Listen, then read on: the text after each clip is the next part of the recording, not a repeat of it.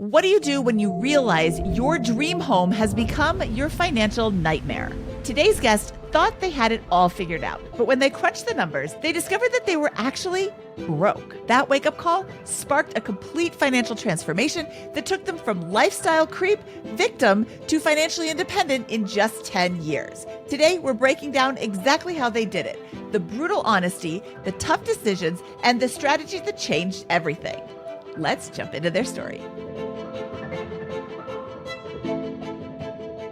Hello, and welcome to the BiggerPockets Money Podcast. My name is Mindy Jensen, and with me as always is my passionate about financial education co-host, Scott Trench. Thanks, Mindy. Great to be here and looking forward to getting schooled on how to achieve early financial independence.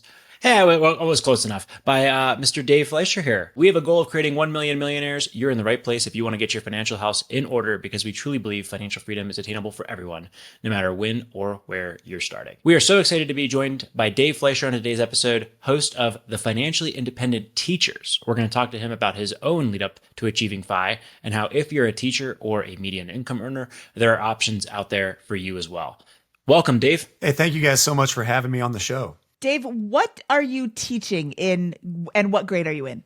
I am teaching a mixture of 9th grade through 10th graders, and it's a state-required in North Carolina economics and personal finance class. Don't know if you've ever heard of IB, International Baccalaureate. I also teach IB Theory of Knowledge as well, and I think next year I'm teaching AP Microeconomics. So I've been teaching 19 years, all at the same high school, started right out of college, and it's been a lot of fun to see the movement of personal finance kind of shifting throughout the country. I believe over 25 states now require for graduation a personal finance course. And I feel lucky every day to be somebody who gets to teach it. I don't even feel like I work. And that's an important point, because I think a lot of people still complain about, I didn't learn personal finance in school. What are they teaching kids these days? Well, they're changing it. And this is a big deal. I mean, I more than half the students in the United States have at least one personal finance class before they graduate high school. Is that correct, Dave? I'd probably say yes. Definitely in North Carolina, every graduate is going to take that class. And it's not just a partial thing. It's a 90-day semester, the same as you would take calculus or anything else. The meme goes, I'm sure glad that I took geometry in high school because it's coming in handy this parallelogram season. That's starting to change here. And so great stuff. Thank you for the work you're doing on that front, at the forefront of this. It's fun. I am just excited that more and more states are requiring personal financial education as a requirement for graduating high school. My oldest daughter is the first graduating class in Colorado that needed to take that course. And hers was, I think it was a half a credit, but it's better than, what I was getting, which is, this is how you fill out a check. Okay, well, that doesn't teach me anything about spending and saving and, balancing the budget and all of that. So I'm excited that this is moving forward, and hopefully soon all 50 states will require this. Spoiler alert here for people listening. You're pretty good with money and have built a substantial private net worth, you and your wife, while teaching for how long have you been teaching? 19 years. I think that goes a long way in teaching economics and personal finance, and gives you a credibility beyond the power position you have as a teacher versus against in the context of a classroom. Is that right? Do you think that's particularly helpful to you and an important part of having these lessons register with kids? I teach in a neighborhood school. Do you want them to know everything about you? But at the end of the day, I always try to lead with my kids. I have nothing to brag about. My wife never went to college. I was a 2.5 student in high school. The only reason why I went to college is because I was a 6'6" left-handed pitcher. Other than that, I wasn't really academically minded. So if we can do it, you can do it. And I try to tell the kids all the time, I'll show you our net worth, not because I think we're special, but because I want you to know that you can do it too. But it is a weird spot, because now you'll see people and parents will come up to you and, oh, hey, you're that millionaire teacher guy at Jacksonville High School. How do I open a Roth IRA? So it's a lot of fun. And I'll even do a parent night where I have the parents come in and we'll show them how they can open up a custodial Roth IRA for their kid who's working, and talk about the Jerry Bourne CLEP college test and things like that, how their students can try to graduate debt-free. So it's a little movement catching on, and it's a lot of fun to be a part of. Well, as a 6'6" left-handed pitcher, I can tell that, you made millions of dollars from your NIL deal in college. But aside from that, could you give us the story of your journey with money? Oh gosh, I have two amazing parents that they've been married over 40 years now. But my dad worked for General Motors. He worked in a factory up in Northeast Ohio. Don't know how much you guys follow the politics and economics of Lordstown. Was a huge factory up in Northeast Ohio that it was going to stay open. It was going to close. Well, it ended up closing. And unfortunately, that was kind of my life growing up. My mom stayed at home. My dad worked for General Motors and kind of a subsidiary of that over time. But I felt like every couple years we were wondering, is dad going to get laid off? Is dad going to have to get a new job? I grew up in, I would say, probably more of a lower middle class family. Great benefits back in the 80s and the 90s. But my mom stayed at home and she chose to do that. So I would say, as much as I love my parents, we had more of kind of a poverty mindset, of a lack mindset. The same house that I was brought home from the hospital to is the same house that I graduated high school from. We never moved one time. And, our idea of vacation was riding in a car, a station wagon, like Christmas Vacation or something like that, and going to Gettysburg or Mount Vernon. Maybe it's why I'm a history teacher. And then I met my wife. Her parents were the complete opposite. Everything was driving around in the big neighborhoods, gated communities, and dreaming, we could buy that and look at that boat in that driveway, and real estate and entrepreneurship. So we kind of blended both of those worlds together when we met at 25 years old, but it was definitely some pain points along the way when you had two completely different mindsets. Did you talk about money with your wife before you got married? Oh gosh, this is good comedy right here. So my wife's a real estate agent, never went to college. School wasn't her thing. She said she wanted to come and socialize for a couple hours and then go to work and make money. So her parents are awesome as well. Two great sets of parents, but just different paradigms for sure. When I met her, this is back in 2008, she had a 2007 Hummer, H3 Hummer that was like a $50,000 vehicle in 2007. She was maybe making $75,000 a year as a real estate agent. And we had just met and had been dating for a couple months. And she said, I said, what are you doing today? She says, I'm going to test drive an Escalade. I was like, why would you test ride an Escalade? You have a brand new Hummer. She goes, I feel bad because this one guy bought 3 houses off me in the last couple of years and he works at the car dealership. I'm like, so you're going to go buy an $80,000 vehicle because you feel bad? And I said, if you test drive that vehicle, I said, we're done. Like I said, I can't. We had built a relationship a little bit along the way. And she said, I'm going to let you know that if you continue to rent, we're also done. So she goes, I won't buy the vehicle and you need to buy a house. So our relationship was built on being very blunt. We have a lot of fun back and forth. We like to kind of jazz each other a little bit, but she didn't end up buying the vehicle. And she ended up, my real estate agent, who I started dating, ended up convincing me to buy a townhouse at 25. That's a new one for us. The journey begins with a Hummer and a Cadillac Escalade on there. Yeah. Remind us, are you still in the same location where this journey began around 25? Absolutely. Yeah. I moved from Northeast Ohio to Jacksonville, North Carolina. If you've ever heard of Camp Lejeune, home to the Marine Corps here. She's born and raised local here. And then I'm a transplant that's been here almost 20 years. So same spot. And what brought you to that, to this town?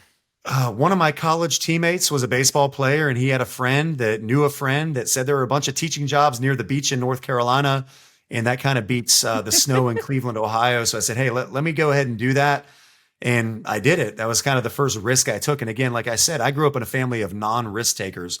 You don't invest in real estate. The stock market, you're going to lose all your money. And I remember my dad always saying, hey, just save your pennies. But, our family can't afford that type of thing. So growing up, I had never been on a plane. I had never been to Disney. I had never been to Florida. Again, a lot of our trips as a child were just day driving trips of maybe 3 or 4 hours. And I met my wife who'd been on cruises in other countries. And wow, my whole mindset was blown. And now I think we've really blended those two worlds together nicely where we have balance. Balance is interesting. And you coming from one mindset and your wife coming from another mindset is very different. How did you strike that balance? You were very blunt in the beginning. Don't buy that Escalade, and I will buy a house, and then you stayed together. But I hear from a lot of people who have very different money ideas and money backgrounds that there's a lot of money fights. Would you say that there were a lot of money fights or, heated discussions in the beginning, or were you guys both on the same page at making it work? Yeah, and just to be clear, I think when we met at 25, we had both been in long-term relationships that we were kind of at the point of we're not going to date just to date. We want to, marry the right person. So the first week that I met her, she said, "I'm never leaving this town. I know you're from a different state. So if you ever plan on leaving, like I'm not your girl." So we were very upfront and blunt with each other right out of the gate. But I would say we didn't really have money fights because we weren't married. We dated from 25 to 28. We dated for 3 years. But the one thing that brought us together was Dave Ramsey's Financial Peace University. Our church had hosted FPU, and my brother-in-law who works at the church had said, "Hey, I really think that you guys could benefit from this program." And we went through it together. And I would say at 25 years old, my financial education was probably like a D minus, and her financial education might have been an F plus. She knew how to make money, but my wife carried a continual balance of $20,000 on a credit card. So we are a crazy, funny couple. Like we got to the point after 3 months of dating, she had $20,000 of credit card debt. And I actually took her credit card from her because she told me to. And I would go to Bank of America and pay that off for her as we went along because she could not trust herself. And she still doesn't have a credit card to this day at 42. The Financial Peace University is often cited as a turning point for many on their journeys with money. What made you decide to sign up for that class, and how did it change things? I guess the fact that her brother had done it and we had heard good things, and we were definitely not on the same sheet of music. I was making maybe $35,000 a year as a young teacher then. She was making probably $75,000 as a real estate agent, but she was over $60,000 in debt. And I had a paid off truck and I had $5,000 in the bank. And that's what really spawned me to create Financially Independent Teachers, because I've lived this life. I had a girlfriend that made double or more than double what I made, but I still had more money than she did, even though I was a teacher and she was out there making better money. So I think just, we had some money discussions, no fights because we weren't engaged or anything like that. But I think we just both wanted to learn. And after we took that class, just knowing the basics of insurance and a 3 to 6 month emergency fund, all the things we never got taught in school that thankfully we get to teach now, I felt like that was a really good, I don't think I realized it at the time, but it was almost like graduating from elementary school with personal finance until I found the FIRE movement. It's tough because of the lower income and the ceiling on income in many cases for folks in that profession to get ahead quickly. But you also see a lot of really good habits and disciplines with teachers. And a teacher, for example, does not need to drive a $50,000 car to impress colleagues. That they're real or not, there's a perception in legal and I assume broker circles that showing off the trappings of a high income lifestyle and high consumption with great suits, great clothing, and great vehicles can translate to business, or there's at least a perception of that. Do you think that was at all in play in those first few years? I would say so. Right now I'm driving a 2008 Ford Expedition with 209,000 miles on it. And we've had teachers on campus. I had another guy that I worked with. He drove a 1989 S10 pickup truck. And I guess the color you would call it is maybe rust. I don't know what the actual color was. But most of the students didn't know it. But he also taught back when we had civics and economics, he had a $600,000 beach house in Myrtle Beach that was paid for in cash. He also had a Corvette in his garage that he never drove to school, but he had driven that truck for about 25 years, but that enabled him to invest and have those other opportunities. So again, teachers, most of us, in especially states without a union, we're not out here making $100,000 a year. Although on our podcast, we've interviewed a bunch of teachers from New York and California that are making 120, 130, 140. But I would say the average teacher we come across is somewhere between $60,000 and $80,000 per year. But they can definitely make it happen. And that was one of the things that I put down is one of the benefits of being a teacher is you don't have the pressure, the social pressure to impress people. All your students think you're broke anyway. And a lot of teachers kind of have the mindset that they've taken a vow of poverty to be in education of, hey, well, it'll pay the bills and one day I'll get a pension, but I know I can't really make any money doing this. So you can kind of have that stealth wealth just based on the perception. When you went through Financial Peace University with your wife, was there any sort of aha moment? Did you look at each other and say, oh, now we're both on the same page with money? Or did you take a little bit of your frugality and her living life to the fullest spending and kind of meld them. Yeah, I remember we were doing some of the classes at her parents' house. There were some of the DVDs and we were watching. And I remember her mom saying, if you guys could just combine your two mindsets, you guys could be like a power couple or a super couple. Because she has vision. She's a visionary. She's the hardest worker I know. That's a great thing about sales, right? Is you can make as much as you can. There's no cap on it. Whereas a teacher, I know I'll never make $100,000 a year in North Carolina, but I was good at saving money. I was good at defense. She was really good at offense. When you relay it to sports, I tell my kids all the time, defense wins championships. And the first thing you need to do is build an emergency fund. And you need to, have different savings buckets, whether you're saving for a car, saving for college. But my wife was really good at the offense and selling houses and buying real estate. She bought her first house at 19. So when I was 25 and we met and I was renting, her mindset was like, what the heck, dude? I bought a house 6 years ago. What are you waiting for? And her parents were involved in real estate. Her dad was a real estate agent as well. So her whole mindset was you buy a house and it's four walls.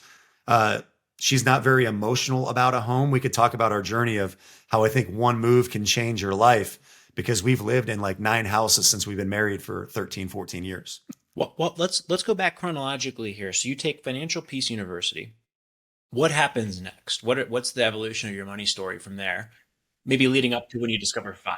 Compound interest blows our mind. That's one thing for sure. Compound interest blows our mind that I cannot believe that no one ever told me that when I was 18, all I had to do was invest $100 a month into a Roth IRA. And at 65, I'm a millionaire based on historical returns. That blew both of our minds. And she was like, what an idiot. What am I doing? I can't believe I just spent, another $800 on a dress for a wedding.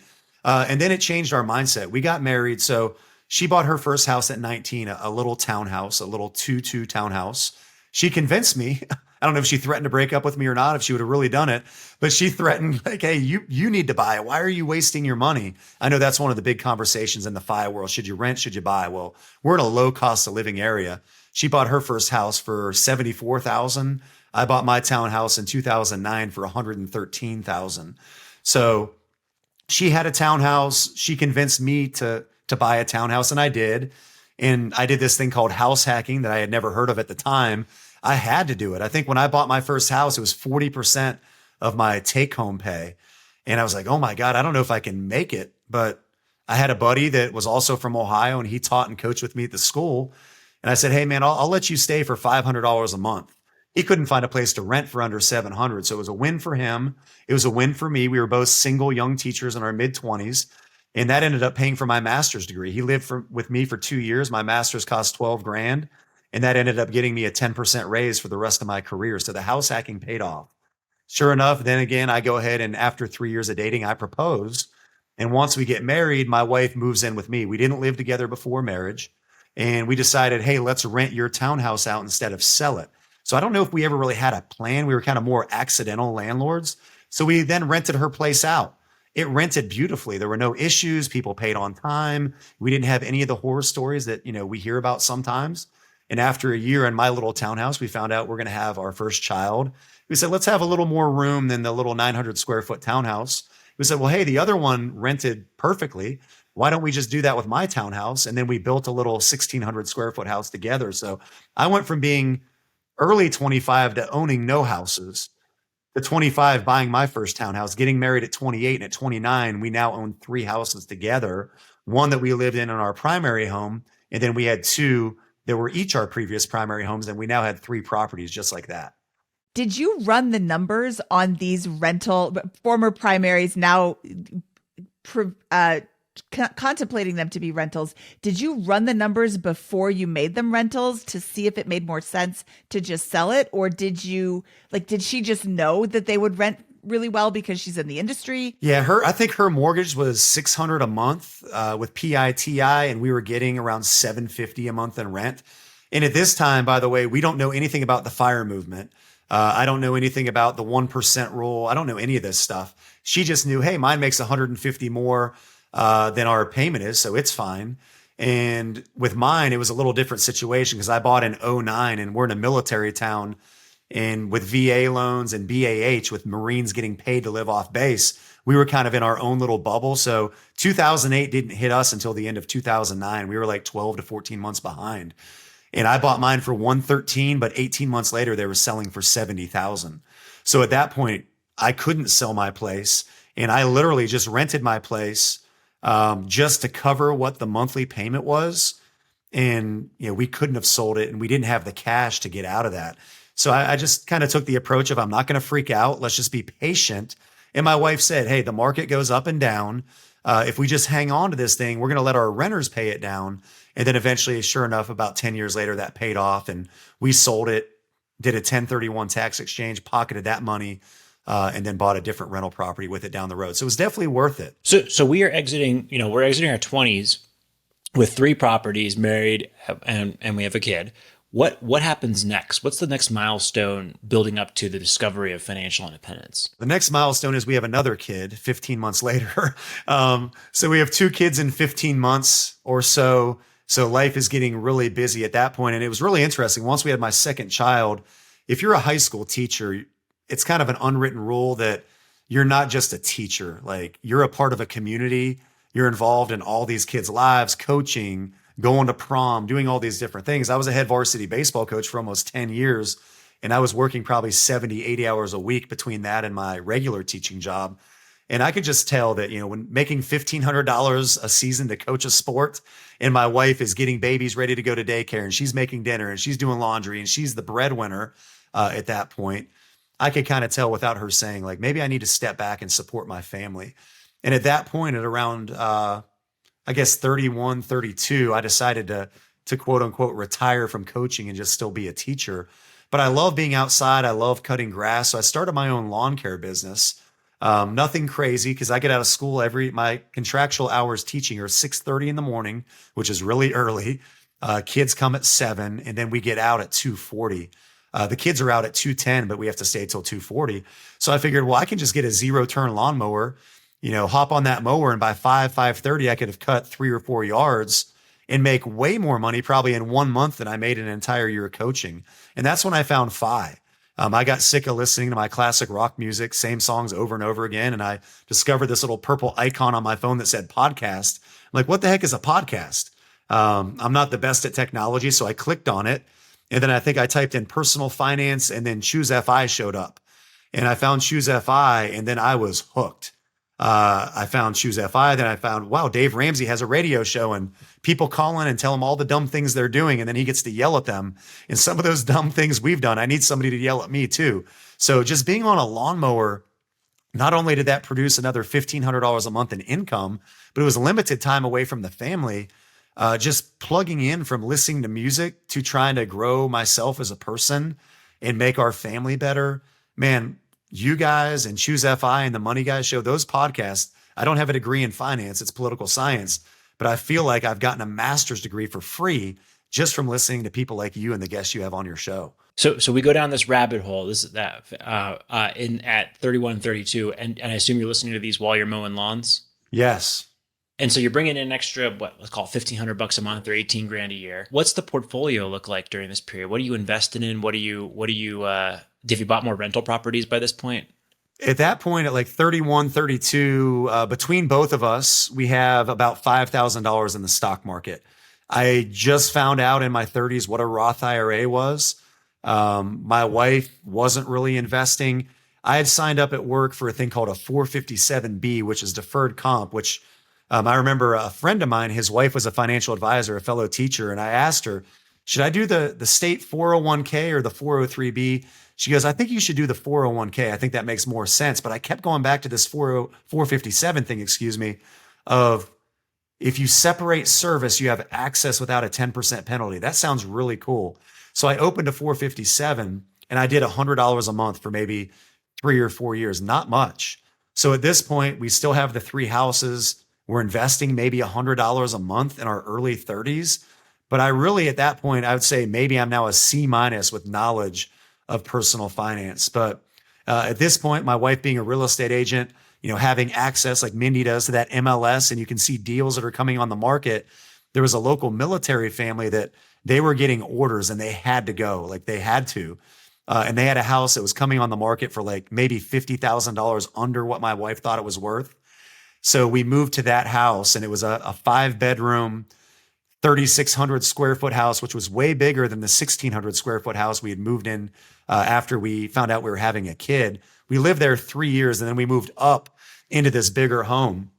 And we sold the other house. We didn't keep it as a rental. We needed that money for a 20% down payment. It did have a little bit of equity in there. And we lived there for a couple years, and we were starting to gain some traction. I think we finally got out of debt. We had an emergency fund. But then my wife had a listing, and that's one of the dangerous things sometimes when you don't have self-discipline is you get a listing and it's a beautiful house, right? And you're walking through the house, and then your wife comes home and says, I have this listing, I think maybe it should be our house. And it was in a gated community in the most exclusive neighborhood in our town. Back then it was about 600,000. Now it'd probably be around 950, maybe $1 million. And we put in an offer on that house. And that was the best thing we ever did was they said no. And we're like, we were starting to climb that keeping up with the Joneses, even though I don't think we were trying to compare ourselves to anybody, but it had a pool and it had a 3-car detached garage and was brick. And then we went home that night and we kind of went back to the drawing board like, well, this house is fine. And I said, hey, do you want to watch Netflix and just kind of relax a little bit and not go out? And we watched a documentary from the Minimalists on Netflix. And in that documentary, it talked about how 40% of a house isn't even used by most Americans. We said, we have a 3,600 square foot house with a 3-year-old and a 2-year-old, and we don't even use half of this house. What are we doing? This is stupid. We're going to make an offer on a $500,000 house. And then we decided to sell it, and we moved into a duplex. 900 square feet. Awesome. Love it. The house hack on there. And I want to call out before we get into the numbers on this, there's a couple of decisions that determine how fast you can get to financial independence, right? One is, are you making the smart choice with a latte every morning or whatever, your discretionary spending. But the big three are going to be housing, transportation, and food. So the Hummer wasn't super helpful at the beginning of the journey here toward financial freedom, but you made pretty good decisions on the housing front, though, with the house hack here in there. And I think a $3,600,000, $600,000 house, I got to believe that the opportunity cost associated with that is like $60,000 a year, right? In terms of wealth creation that could be being made in $50,000, $60,000 a year that could be being made in a stock market investment or other, 8 to 10% yielding return on there. And so if you move into a half duplex, maybe the duplex is even smaller than that house in terms of total square footage. I mean, it's just going to mint money. It changes the trajectory by at least 2 decades, I'd imagine. Is that right? How am I doing? Oh, for sure. It was 2017, Scott. 2017, we lived in a 3,600 square foot house, which, believe it or not, it was 238,000 is what we bought it for. 3,600 square feet, 5-bedroom. That same house now is probably 500,000. But we were driving through a neighborhood and we were kind of praying about it. And we're like, this just doesn't make sense. And we felt like we're in our early 30s and we have less than $10,000 invested. We literally laid in bed at night and we read The Millionaire Next Door. And our mindset was completely blown up from what we thought a millionaire looked like. We didn't realize that a millionaire is driving a Ford, they're driving a Chevy, they're driving a Honda. They're not driving Hummers, right? They're not driving Escalades. Maybe some people are. But reading that book changed everything with that documentary. So we go from the 3,600 square foot house and we see a for sale by owner in a cul-de-sac. There are 32 units in this cul-de-sac, one street, a mile from where I work at the high school. And we ended up deciding, let's buy it. It was $78,000, but we had $78,000 equity from that 3,600 square foot house. So we paid cash. We went from a mortgage and utilities of probably $2,200 a month to having no mortgage and having utilities of probably $200 a month. So it was about a $2,000 swing or a $24,000 a year difference. And at that same moment, by the way, I think a lot of our friends either thought that my wife was doing really bad in real estate or we were like going bankrupt. Why would you leave the 5-bedroom home in the community where all the accountants and the teachers and the nurses live and move to like a C- neighborhood where the cops were getting called with a lot of rental properties? Why would you do this? Our parents never told us not to do it, but I think they thought we were probably crazy. And we didn't have many visitors while we lived there because we had a a 1-car driveway, and you could only fit one vehicle in it, and a 1-car garage, so nobody could even park to visit. But it was the best thing we ever did. A 2-bedroom, 900 square foot. Our kids shared a room. They bunked up. They were about 5 and 4 years old. And I think they had a 7 by 10 bedroom. That was the size of their bedroom. And we had a decent size, master bedroom there. But that changed everything, because we also made the decision, Mindy, at that point, that we wanted to, after we found you guys and Choose FI, we want to live off one income and invest the other.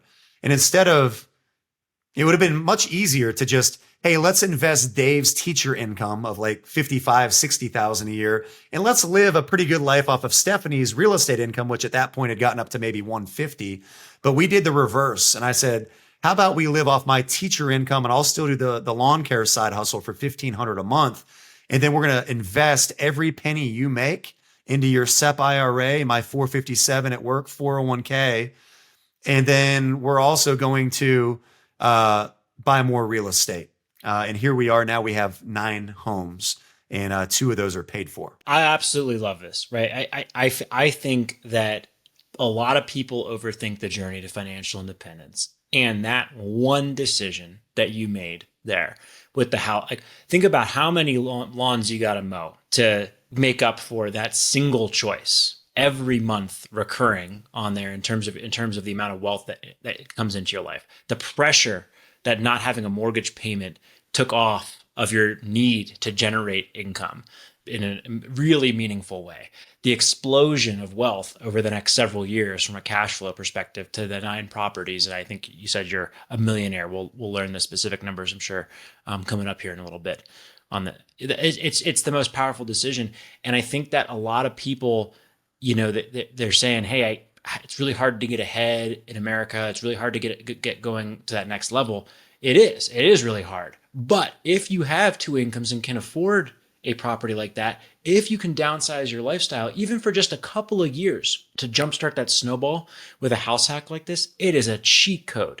It makes everything else so much easier downstream. And I want to also say this, I did the exact same thing as you 2 years ago. When we were kind of thinking about what the next move was for our family. We were actually in a rental at that point in time, in a nice part of town.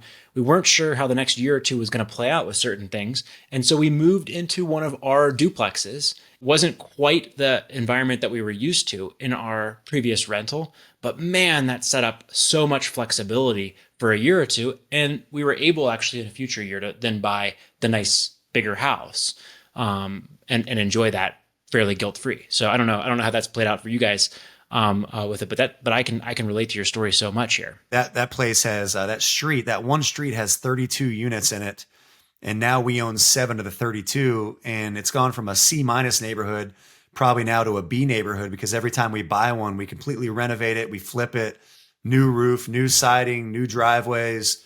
I cut all those yards now, so I cut grass for free, so I don't have to pay anybody else. But it was just such a blessing to go from, again, $2,200 a month in bills just for a house down to maybe $250 a month. And then we were able to live off my income. But my wife's income was going up over that time. I was getting raises as well. Now, we only lived there for 1 year, but we wrote a book called The Fit Position. And it's basically all the lessons we've learned from our podcast. And in The Fit Position, when we talk real estate, that's the title of one of the sections. Can one move change your life? And so many people have a hard time downsizing. I've got to give my wife a lot of credit. Here she is. She's given birth to 2 kids. They're just over 15 months apart. And we go from having the space to host and have people over. And we poured a huge patio on the back.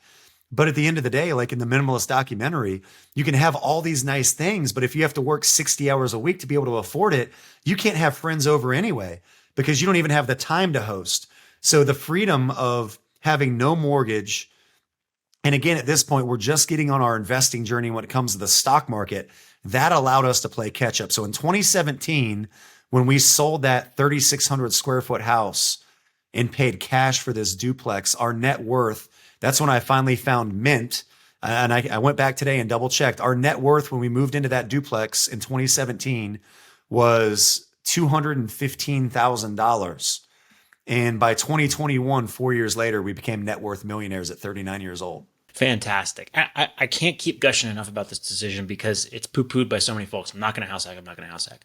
But a couple of additional observations I want to throw about your journey here. One, I believe, all right, I think we know that money problems are a major cause of divorce or family breakups in America today. And I believe that really at the root of that is forced lifestyle reduction. That's what's causing problems, is when the financial problems actually force people to change what they're used to in there. And one of the best defense mechanisms has got to be voluntary, both parties agreeing to proactively do that to get ahead. So the fact, like we live a nice lifestyle right now in a nice home that's much nicer than the duplex that we had lived in previously, but we know we could always go back to one of our duplexes and be just fine with it because we've been there and done that and voluntarily downgraded at least once. My wife met me when we didn't actually have AC in the unit. Or heat, more specifically. Remember that, Mindy, when we discussed that? So that's one advantage. The second that you talked about here, and it's exactly the parallel, and I think a lot of real estate investors would experience this. You moved into a street with a bunch of rental properties for sale and have now own a large percentage of those. I don't own properties in the same streets as where I've house hacked, but I'm under contract right now on a rental property right near an area that I used to live and know well because of that dynamic, because I used to live there specifically and get to know it. It's an immense advantage that begins to compound over the years, and you will continue to reap that advantage for a long time to come. We bought 3 of those, by the way, in the last 2 months. We just closed on 2 weeks ago, and we bought one. We weren't ready for it. We've never spent a dime of our rental income, though. We've never spent a dime of our rental income on lifestyle inflation. Every time we get rent, it goes into a sinking fund just to get a down payment for the next piece of real estate. So we've still kind of lived below our means. We've done some things along the way. During this journey, my wife got diagnosed with a pretty aggressive stage of breast cancer. And I think that was all like, not that you want that to happen, but shortly after we moved into it, we nicknamed it the tiny house, our little half of that duplex. And we called it the tiny house. And we still call it the tiny house. Our kids call it the tiny house. But you realize when you're going through cancer at 37 years old, and you have little ones and they're in kindergarten and they're scared, and is mom going to be here tomorrow? Is she going to die? You realize that so much more in life is way more important than I live in a 5-bedroom house that's 3,600 square feet. It was, hey, we have no mortgage. We can go 2 hours back and forth to the hospital. And it just took so many other worries away when it came to calling off work, her missing, deals with real estate or whatever, because we really didn't have any bills anyway. And that helped us get through that situation and made us much stronger. So we only did live in that duplex for 1 year, and she's cancer-free now. It's been about 5 years and everything is good. Thank you, Jesus. But we only lived there for a year. And then I would have never thought in a military town this would work, but we had some friends that said, hey, we just opened an Airbnb. I'm like, really? In our area? Like, who wants to come here to like the armpit of North Carolina? And they're like, well, you've got the beach 25 minutes away. You've got a hospital. You've got traveling nurses, and you've got 55,000 Marines. And guess what? Their friends and family love to come see them. So again, it was paid for. And then we put that on Airbnb the next year. And now we make about $24,000 to $30,000 a year on Airbnb on that one property that we bought for $78,000. You kind of skipped ahead here. You said 200,000 to $1 million in 4 years. Can you give us the highlights of acquisitions or investment strategy along that journey to 2021? Well, if we rewind to my wife buying her first townhouse at 19, and then we rewind to her threatening to break up with me if I didn't buy, if I continued to rent when I was 25, those properties had started to develop some equity. And we sold each of those, did a 1031 tax exchange. And then one of those properties, Mindy, kind of like you talked about, she had sent out letters, and the values have slowly been increasing. We know how it's gotten crazy since COVID. Not that they're like Colorado prices, but one came on the market in the cul-de-sac for, I think, $88,000. And it was actually one of my former students' families that said, hey, we know you have an Airbnb on that street. We have a rental there that we just don't want to deal with it anymore. Would you guys want to buy it? So we paid under $90,000 for it, completely renovated it, took those 2 properties that we had, did a 1031 tax exchange and paid cash for that. So now here we are. We have 2 paid for properties that became an Airbnb, also making between $24,000 and $30,000 a year with no mortgage. And I've always been the Dave Ramsey guy of I hate debt. We definitely don't have credit card debt. We don't carry any debt like that. And I wasn't really a risk taker with having a bunch of mortgages. But when you get 2 properties underneath your belt that give you some momentum, it's almost like you rode the bike to the top of the cliff and now you're up at the top of the hill and you can just kind of ride downhill and kind of put your feet and hands up and just enjoy the ride. Now, all of a sudden, we're a little more comfortable with carrying what we have now of 6 mortgages on rentals because we have the history for 3 or 4 years of these 2 places that every year make between $24,000 and $30,000. So even if somehow we had a bad tenant situation or there were months where these other properties weren't renting, those 2 paid off Airbnbs would cover every other mortgage we have anyway. So it's enabled us to take a little more risk that maybe I wouldn't have felt comfortable with if we didn't make that move to downsize from the big house to the tiny house and pay cash. That was the catalyst for everything. There's often a turning point that you can pinpoint in your financial journey. This one thing changed the trajectory, or this decision made this decision easier and then changed my financial trajectory. I love that so much. I hear people yelling at their radio right now. Yeah, but you did this in 2017. When was the last time you bought a rental property? 2 weeks ago. 2 weeks ago. Okay. And did you buy it for $78,000? Those same properties now, we bought one for, I think it was $144. And then there's a handful of 3-bedroom ones that are 1,200 square feet. We bought that for $170. And we put 25% down. But again, we've never taken a penny of the rental income to inflate our lifestyle or anything like that. We've always just put it back into a high yield savings account. And fortunately, we had enough money each time one has come available to put the 25% down. I've got one other spin on this stuff that I think Scott will like. During this whole process, I hope everybody's following along. I apologize. I get excited sometimes. We bought the house that we're in now, our single family home, and it has a detached 3-car garage that we converted the attic above that into a 450 square foot apartment that we rent to travel nurses via Furnish Finder.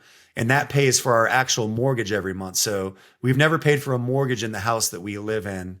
That covers our mortgage every month. So that became another Airbnb. So that turned into 3 Airbnbs at that point. And now we're up to 5 Airbnbs, 9 total properties. 4 of them are long-term rentals and 5 are on the short-term or the medium-term rental game. We had no idea what this was going to turn into, but 2017... again, like 215,000 net worth. 2021, it gets up to $1 million.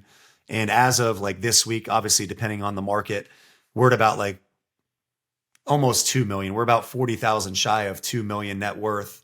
And that all happened from 2017 to 2025 in 8 years. And I'd always heard people say that if you really focus and you make hard decisions, in 10 years, you can get to 5.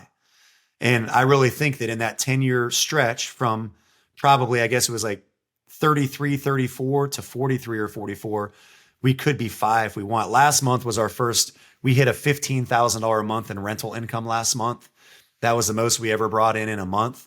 Now we do have mortgages of about $6,000 on those rental properties, and we do have to pay an Airbnb cleaner. But I would say that our cash flow is probably about $6,000 to $7,000 a month on our rental properties right now. I want to caveat something with this 10-year grind. I don't think we're going to meet the person who starts that 10-year grind with a house that pushes them to their financial limits. I don't think we're going to find the person who grinds it out. I think unless they hit it with an entrepreneurial venture or have one of these super high tech, high paying technology jobs out there. I think that essentially everyone who gets there in that 10-year horizon will live well below their means, with a specific regard to their housing selection. And I don't think you could have done it without moving out of that house. No. And even my wife has a high income now. I mean, when we met again, she was making 60 to 75,000 back in like 08, which who knows with inflation, what that is now, maybe 100,000. And then she climbed to 150. But the key is we've always tried to basically live off my teacher income. And again, we had less than 10,000 invested when this whole process started in 2017. And as of now, I think in the stock market, We're up to about 835,000. So our next big goal is to be stock market millionaires. We're not there yet, but we really started to get concerned of, just being in real estate. We want to have more balance in our portfolio, of more of a 50-50 split. So, that's really our next big goal, is to try to get to $1 million on that. So read between the lines there, that means you've contributed hundreds of thousands of dollars to the stock market over the last couple of years to build a position from basically nothing to 800,000, almost $1 million at this point, because of the real estate decisions that you've made and keeping your lifestyle expenses flat in the face of rising incomes. For sure. Here I am teaching these high school kids, and I'd say 90% of the high school kids that I teach have a way nicer vehicle than I have in the parking lot. I tell them that all the time. Like, they know my net worth. I'll pull up. I convert it over from Mint to Credit Karma, and we'll say, hey, let's take a look. What can you do? So guys, keep in mind, I'm driving a 2008 in the parking lot. I'm not what I drive. Material things don't define me, but the most important thing that defines us as a family is we want our ceiling that we get to be our children's floor. And we want them to start out.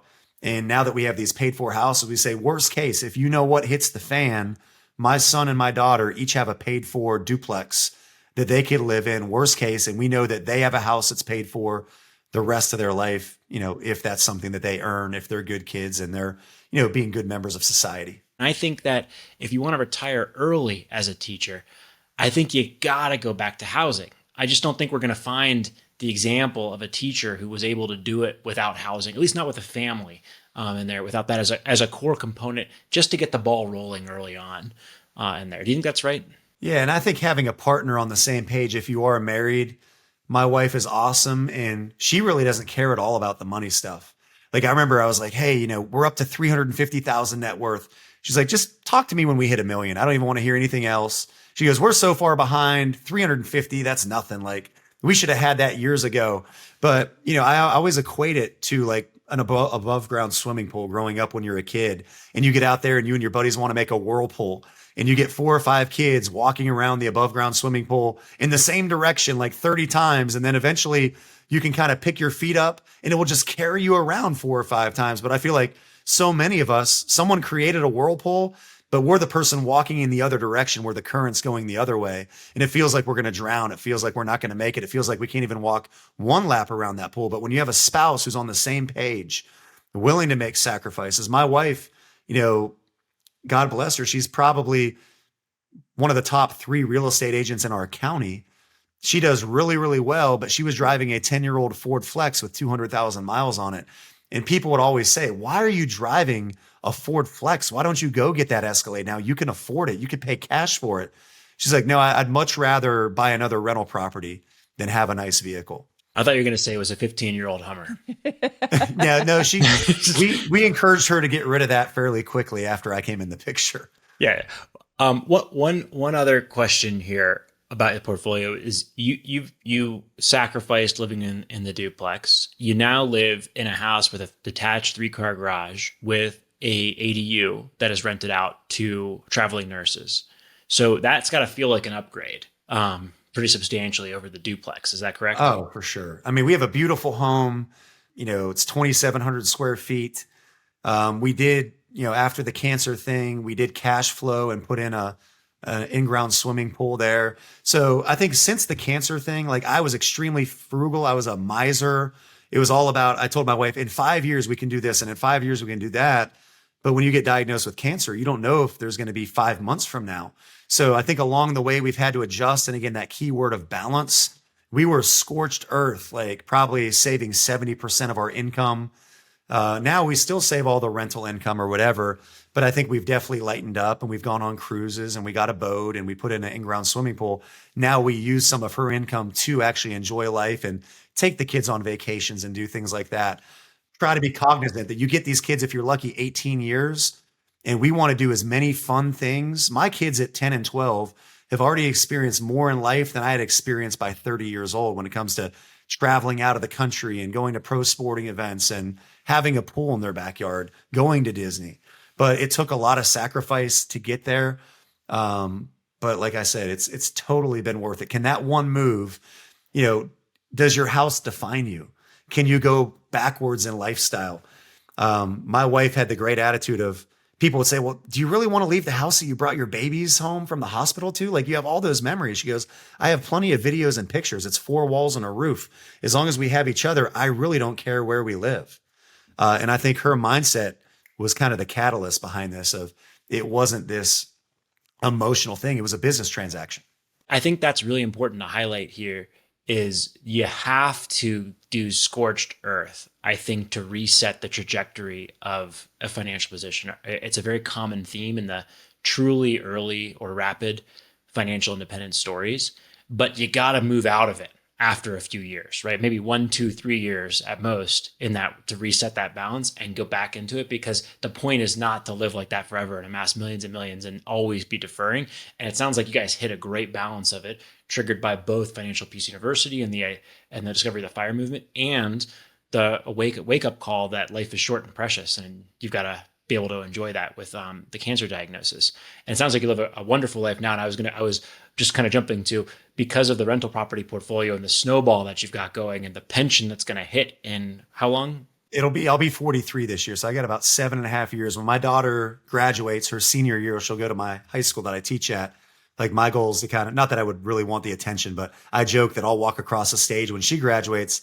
We'll graduate and we'll be retired. So the critical piece is to get to 50. So I get that pension, get that free healthcare till 65.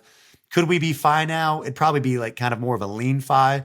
You know, it sounds kind of crazy, but my wife and I talk like 20,000. We don't have a FI number other than like, we want $20,000 a month to really be able to give back, help other people and enjoy life and travel and live a better life at 50 than we ever did at 25 and 30. Yeah, I think that's going to go really nicely for you on those next 7 years. I think that portfolio's got a good shot at doubling the existing portfolio, plus you shovel in a lot more cash and buying a lot more properties to keep it going, plus the pension. It's going to be fun to see. That's going to be fun because you're already living it up with this. And I think it's going to be that. So like you said, I didn't put all those pieces together until you were going through the advantages for teachers. But wow, that's going to be a wonderful early retirement at 50. That's awesome. All right, Dave, this was a super fun episode. I really appreciate your time. I see I'm listening to the Timbuk 3 song, The Future's So Bright, I Gotta Wear Shades. I see such a bright future for you, such a bright financial future. When did you say you were going to be a stock market millionaire? Who knows with the market, but I would love to by, the end of 2026. Okay. Great. I see that happening. I looked at my crystal ball. It's going to happen. Hey, I'll take it. I'll claim that. But I love the message that you're sharing. And I thank you so much for sharing your money story with us. This was so much fun. Yes, you can become a millionaire. Even if you are a teacher on a teacher's salary, you just have to do the work. So Dave, thank you so much for your time today. And where can people find you online? Our website is financiallyindependentteachers.com. And if you look up the Financially Independent Teachers podcast, we're on Apple, Spotify, all the different places. We'd love to have other people join us. We have lots of teachers, other middle income earners. And, we don't just have millionaire teachers on our show, although we've had, I don't want to say hundreds. We've had 218 episodes, but we've probably had 50 millionaire teachers share their story on our podcast on how a middle income earner can do it. And you guys can do it too. You absolutely can. All right, Dave. Thank you so much for your time, and we'll talk to you soon. Thank you guys very much. I appreciate the opportunity.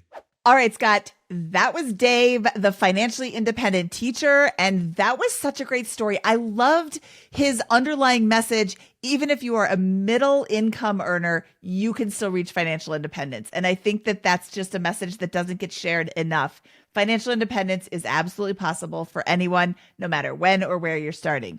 Oh, wait, that sounds familiar. I loved that story. And I think that it was just wonderful getting a glimpse into each of the key milestone decisions along his journey, which, look, we covered the house hack. We're going to beat that. We're going to beat that until it's a completely dead horse because it is just so important. And I know it frustrates people who don't want a house hack. That's too bad. It is too powerful of a tool to ignore. And it's too much of a cheat code for folks. If you're not going to do it for at least 1 year of your life, you're going to really set that 1 year could accelerate your timeline by 40 years to retirement. So we obviously needed to hit on that one, but there were other really subtle, important points that he brought up that I want to float back to the surface here, like the discussions, the blunt conversations he had with his spouse prior to getting married and early in their journey. Like the fact that he loved baseball coaching and he gave that up because it wasn't reasonable at that point in his life with two young kids and with the goal of attempting to get ahead and build flexibility in the position. That's an immense sacrifice you can imagine for someone like Dave, who really, played D1 baseball and went in there. And that's something that I think wasn't talked about or discussed enough in there. And there's other sacrifices. There's lifestyle sacrifices. There's budgeting. There's discipline. There's the skill of becoming a sophisticated real estate investor. But that's a really big one that I think might make people a little uncomfortable, giving up a passion like that, baseball, to mow lawns, to put your family in a better position that will pay off for the rest of his life. I bet it was a really hard one. Yeah, I'm sure it was, but also a really easy one. Look, this is going to make my family life better. And you don't have kids, so you never, ever, ever spend time with them. You have kids to spend time with them. And he's working till, what did he say, 11 o'clock at night doing baseball coaching? I don't have that same passion for baseball, but even if I did, I don't want to be away from my family until 11 o'clock at night. Then he's got to be back at school at 7 o'clock in the morning or 6:30 in the morning because the kids come at 7, which is strange to me as well. But he's never seeing his kids when he's a baseball coach. So you can have time to coach baseball down the road. You need to spend time with your kids. That's the trade-off that he made. And now instead of coming home at 11, he comes home at 5. He can have dinner with his kids. He can help his wife put them to bed. And then they get to know him as a person. Yeah, absolutely. And I'm using the baseball thing because that was clearly his passion. Everyone's got a different, not everybody, but a lot of people have these different passions that consume a large amount of time and resources or are just not compensated in a meaningful way. And I think that was an underrated part of the discussion, something that we didn't really harp on enough during the show. That shows how all of these decisions blend together, right? It's the sacrifice. Yes, we're going to sacrifice on the car front and the home front, and we're going to be disciplined with our spending. We're also going to be really consistent with how we spend our time and allot it. And that's what alignment looks like. And that's the type of sacrifice that's needed in a healthy relationship to move towards a really important goal like financial freedom. And the irony is you probably think in an example like that, put your own example in your mind as you're thinking through whatever parallel is in your life. But you think through an example like that, you're helping these kids, shaping them, molding them. He's now able to do that amplified across teachers all over the country because of the success he's had in building his personal financial portfolio and help all these kids with personal finance decisions and helping set them up for life now. And so it all comes back in weird ways on those fronts. And I just think that I want to call him out for a large number of great decisions that he's made, not just the house hacking one. And they're not necessarily easy decisions to make, but they're great financial decisions that he's making looking down the road, not just thinking, how can I have the best life right now? How can I have the best life for the future? And I think Dave Ramsey says it best, live like no one else now so you can live like no one else later. And now he's a millionaire teacher with an awesome rental portfolio. I wonder what Carl will show up with at his graduation, and his daughter's graduation at that point in time. 2008, what is it? 2008 truck? He has a 2008 something. I don't remember what it was. Well, let's see. Whatever he drives at that point, it'll be paid off. But yeah, he'll live like no one else can. That's going to be an epic retirement for Dave in a couple of years here. Yeah, that'll be awesome. All right, Scott, should we get out of here? Let's do it. That wraps up this episode of the BiggerPockets Money Podcast. He is Scott Trench. I am Mindy Jensen saying until next time, Lime.